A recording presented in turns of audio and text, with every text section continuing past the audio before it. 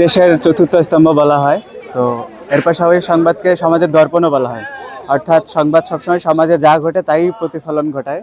তো সমাজে যা ঘটে এটার প্রতিফলন সঠিকভাবে প্রকাশের জন্য অবশ্যই মুক্ত গণমাধ্যম চর্চার প্রয়োজন আছে।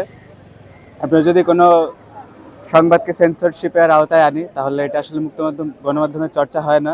গণযোগাযোগ ও সাংবাদিকতা বিভাগের পক্ষ থেকে যে র্যালি করা হলো, এই র্যালি পরবর্তীতে আমরা বিশ্ব মুক্ত গণমাধ্যম দিবস উপলক্ষে বলতে চাই যে সারা বিশ্বে সাংবাদিকতা পেশাজীবীদের জন্য একটি মুক্ত এবং স্বাধীন পরিবেশ নিশ্চিত করার জন্য আমাদেরকে সবাইকে কাজ করতে হবে এবং সবাইকে একমত হতে হবে যে স্বাধীন সাংবাদিকতা একটা রাষ্ট্রের, একটা দেশের উন্নয়নের জন্য একান্তই অপরিহার্য। আমরা জানি যে কিছুদিন আগে আমাদের সাংবাদিকদের মুক্ত গণমাধ্যম দিবসের পূর্বে 1 মে একটি সাংবাদিকতা স্বাধীনতার ইন্ডেক্স প্রকাশিত হয়েছে। সেই ইন্ডেক্সে আমরা বাংলাদেশের অবস্থান 3 ধাপ পিছিয়ে গেছে। বর্তমানে আমরা 152তম রাষ্ট্র হিসাবে অবস্থান করতেছি। গত বছর আমরা ছিলাম 149তম। এবং এই যে অবস্থান আমরা পিছিয়ে গেলাম, এর পেছনে যে মূল ভূমিকাগুলো পালন করতেছে সেটি হচ্ছে আমাদের লিগ্যাল প্রবলেম, আমাদের রয়েছে ইকোনমিক প্রবলেম, আমাদের রয়েছে পলিটিক্যাল প্রেশার।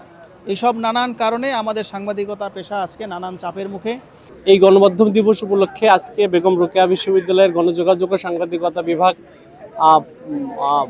স্বল্প পরিসরে কিছু অনুষ্ঠানের আয়োজন করেছে। আমরা এটা র্যালি করেছি, বর্ণাঢ্য র্যালি, এবং আমাদের একটু পরে আলোচনা অনুষ্ঠান আছে। আমি আজকের দিবসে সকল যারা গণমাধ্যমে কাজ করতে গিয়ে নানাভাবে হয়রানির শিকার হয়েছেন, যারা নানাভাবে নির্যাতনের শিকার হয়েছেন, আমি সেই সকল সাংবাদিকদের স্মরণ করছি। এবং আজকের যে প্রতিপাদ্য যে ভবিষ্যৎ শান্তিপূর্ণ ভবিষ্যৎ গঠন, ইউনেস্কো কর্তৃক যে প্রতিপাদ্য নির্ধারিত হয়েছে, শান্তিপূর্ণ ভবিষ্যৎ গঠন করতে হলে আমাদের নানা ইন্ডিকেটরে নানাভাবে উদ্যোগ নেওয়া দরকার। বাংলাদেশে, শুধু বাংলাদেশ না, বিশ্বের নানা দেশের সাংবাদিকরা নানাভাবে নিগৃহীতের শিকার হচ্ছে, তারা নির্যাতনের শিকার হচ্ছে, এবং তাদের নিরাপত্তা নিশ্চিত করার জন্য আসলে বিভিন্নভাবে বিভিন্ন স্টেক হোল্ডারদের এগিয়ে আসা উচিত।